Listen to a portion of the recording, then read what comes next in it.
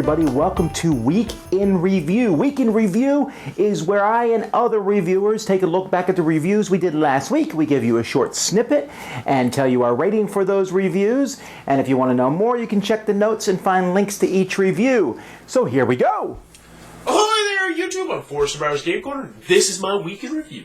First game I checked out was Timeline Inventions. And this is pretty much just glorified flashcards. In Timeline Inventions, you're going to be getting cards with inventions on them, and you're going to be trying to guess which date they were invented based on, if it's before or after something else getting invented. I really enjoyed the game. Biggest cons is that it has micro cards, which is really annoying, and there's not much meat on the bones, but still, very fun game, especially if you combine the expansions together.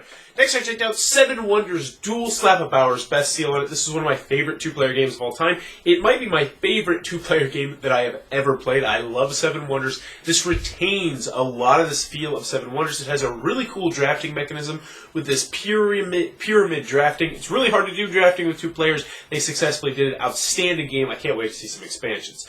Next, I checked out the Butterfly Garden from Dr. Finn's Games, currently on Kickstarter right now, and he did it once again. It's light, it's simple, easy to learn, easy to teach about collecting different colors of butterflies with this bidding mechanism. Like the game an awful lot, played well at all the player counts very well, especially 2 players. Highly recommend checking this one out. I think it's a great little game to have in everybody's collection. Last but not least, I checked out Mr. Game, the Chaotic Party Game, and wow, this game is different. This is a game in which you are going to be trying to complete a very simple objective, but there's not many rules to the game because you're going to be making up rules as you go, and Mr. Game, who you will vote on, is going to be having final jurisdiction over which rules are in the game. Very interesting experiment that does work, at least for my game group. Some people are absolutely going to hate this game, but I think everybody should give it a shot. Very interesting game. One that I did enjoy, though. If you enjoyed this Week in Review, please be sure to click on my channel, too. Really? Hey there, I'm John from John Gets Games, and last week I reviewed Raptor. This is an asymmetric 2-player only game where one person plays a team of scientists in a forest trying to capture baby raptors, and the other plays the big mama raptor trying to protect their babies and eat those scientists. I love the asymmetry of the game. It really feels like you're in that forest, and the game has a brilliant card selection and reveal mechanism that keeps the game going fast and super fun. Hello my friends, it's the Game Boy Geek here. Last week I reviewed Pass the Pigs, a classic pig dice rolling press your luck in that I played as a kid, and I reviewed it and we had some fun with it with Robert Burke this week, so I talk about the goods and bads of that one. I also did Champions of Midgard, a very popular worker placement game. There were certain things I liked about it, certain things that weren't my preference, but I could see why people would like it, and I compared a lot with Lords of Waterdeep, so check out my comparisons there.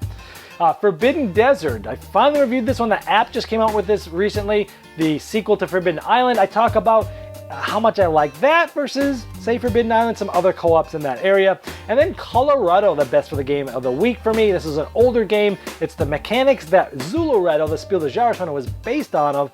And I talk about how it's streamlined and my different thoughts on that. I love that game. I also did a rule school, how to play, throw away the rules, for My Happy Farm. It's a newer edition of this from Portal Games. It's basically a family level gateway Euro game. Learn how to play that without the rules. And I also did an interview with Board with Life, the guys who have a web series about board games, because they have season 2 that's starting Monday, this Monday, the next day after this comes out.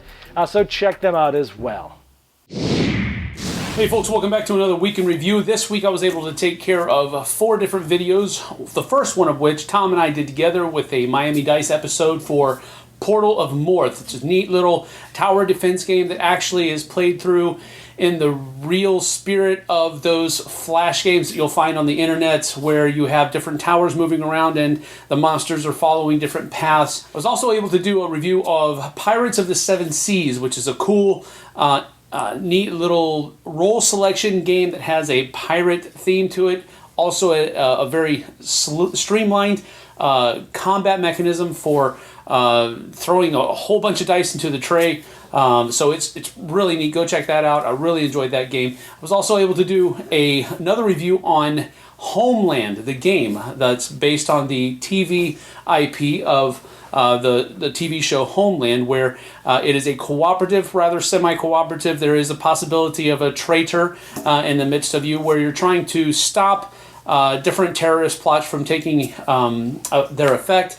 And so that's a pretty neat little game too. Semi-cooperative, but very interesting as well. That's Homeland. I was able to do another informational review for Imperial Assault's Echo-based Troopers, one of the new allied packs that came out here recently with the most recent wave for Imperial Assault. And then I was also able to do our last painting video, Rob and I battling brushes for Arcadia Quest.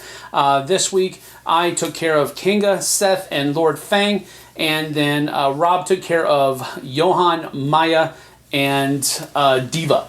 So that was our last painting video. All the models have been painting now. On Friday, we're going to be having a playthrough of Arcadia Quest with myself, Rob, and Tom's going to join us.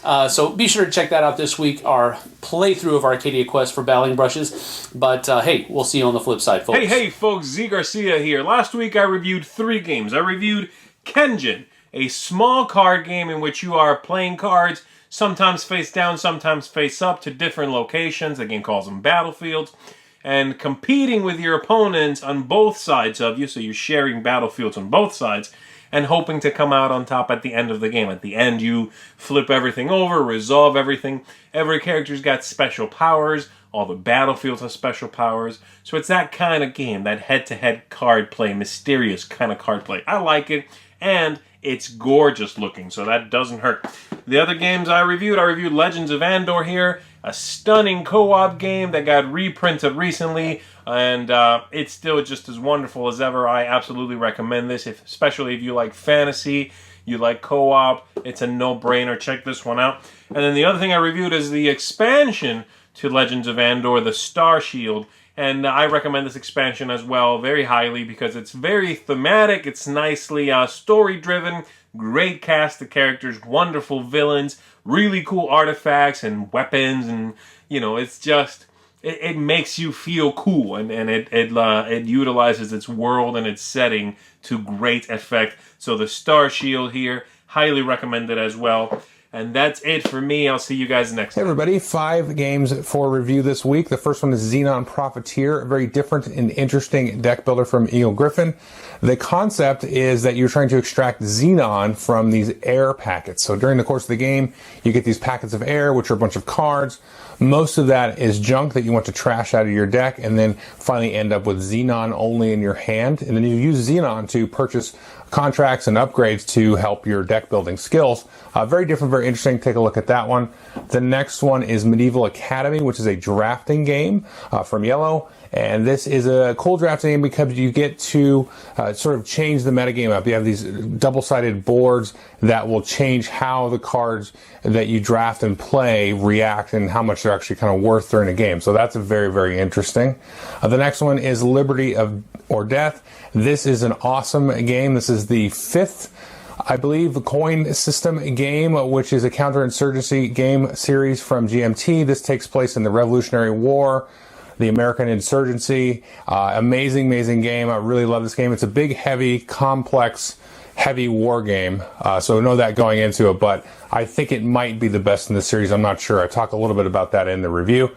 The next one is Signorie. This is a new medium weight euro from What's Your Game. It's got a very cool dice choosing, kind of dice drafting mechanic to actually do your actions, and it costs variable amounts of money to actually take those actions, and you kind of set up different little combos on your own player board to marry off your family and your kids and your grandkids and all that kind of stuff to ally with these different noble houses. Very interesting. Take a look at that.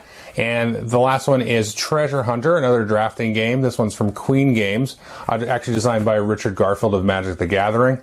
This one is interesting because sometimes you'll be drafting cards and you don't want any cards in your hand that's going around because you're going out and going on treasure hunts. And sometimes there's negative treasures that are very bad. Maybe they're cursed treasures. And you're trying to avoid those as well as go after the really valuable treasures. So that adds a nice dynamic to the drafting mechanism. So that's what we got. Thanks. Alrighty, and for myself, a much more positive week, although we did start out with a couple clunkers. A very disappointing game. Megaman the board game. Beautiful miniatures, actually some interesting ideas, but the game is incredibly long. Each person's turn takes a giant amount of time. I feel like we're almost an hour to an hour and a half per player. Much too long for what the game is supposed to be. Space Yoghurt, a game for kids with some cool pieces, again like Mega Man, but here it's essentially just roll and move with very few decisions of any kind of interest. On the other hand, Gigamon, or Gigamon, or however you pronounce this, is a cool game of memory for kids, but when you get a match, you then have a special power that you can do, which is cool for kids because it teaches memory match and special powers. Jason and I took a look at the classic game Torres, which won the Spiel des Jahres many years ago. Game, essentially, it's an abstract game where you're placing castles and knights, and you have a certain number of actions to spend each turn, but has held up well over the years. Steamworks is a game in which you build machines and then run these machines and run other players' machines. Despite kind of a slow start, the game, once it gets going, is very entertaining and has a lot of cool things you can do and build different kinds of machines each time you play. Sam and I took a look at Portal of Morth, which is a game that can be competitive and cooperative, but has it's a tower defense game where you drop dice and they go in different spots, come out different portals as different monsters. Some nifty ideas, could use some streamlining, but was fun. I took a look at the third expansion for Escape Traps, which had traps and time chambers, both two different modules, both a lot of fun, but both do add more stress, so if you don't want more stress, ignore it. I like the more stress, so I'm fine with it. Also, the newest expansion for Legendary, Secret Wars Volume 2. You probably won't recognize any of the people in this set, and yet still a lot of cool new special abilities were included here, and a lot of cards too, so many combinations. Pixel Tactics 4 is another standalone Pixel Tactics game and expansion. This one has a heavy emphasis on traps, cards that you can play ahead of time and then reveal and do something to your opponent. Pixel Tactics 5 also has some traps, but also has just many different things. I would say it has more unique leaders in it, but both of these are good additions to the Pixel Tactics series. Jason and I also took a look at Through the Ages. This is the updated 2015 version of Through the Ages. Marvelous components. Still a great solid game. They streamlined some parts of it. Just works really well. Very balanced. Still one of the best Civilization games ever designed. And then I did a couple other things last week. Alphabest, the best games with the letter A. We did a new video about game production. You can see different things last week. That's all from all of us. Until next time, I'm Tom Vasel, and this has been Week in Review.